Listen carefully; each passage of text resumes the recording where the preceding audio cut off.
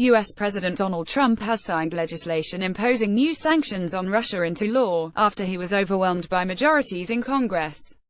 Russia has retaliated by expelling more than 755 U.S. diplomats and seizing a compound belonging to America.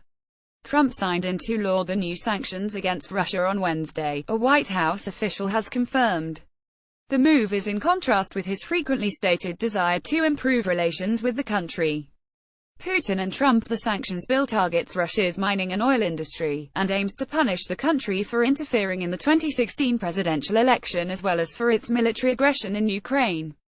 The U.S. Congress voted last week by overwhelming margins for sanctions to punish the Russian government over interference in the 2016 presidential election, annexation of Ukraine's Crimea and other perceived violations of international norms. Trump, who has made clear he wanted to improve relations with Russia, grudgingly accepted the new congressional sanctions, which also included Iran and North Korea. The bill had enough support in Congress to override a presidential veto.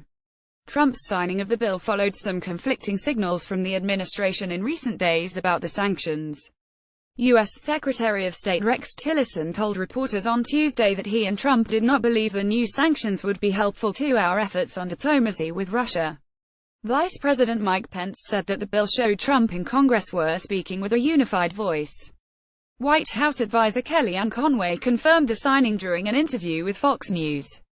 Trump's desire for better relations with Moscow has been hamstrung by findings of U.S. intelligence agencies that Russia interfered to help the Republican against Democratic presidential candidate Hillary Clinton. U.S. congressional panels and a special counsel are investigating. Moscow denies any meddling and Trump denies any collusion by his campaign. The Russian ruble weakened slightly following the initial report that Trump had signed the bill.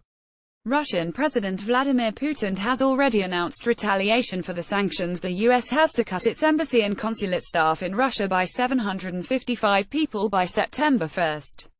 It's impossible to endlessly tolerate this kind of insolence towards our country, Putin said of the sanctions at a news conference on July 27.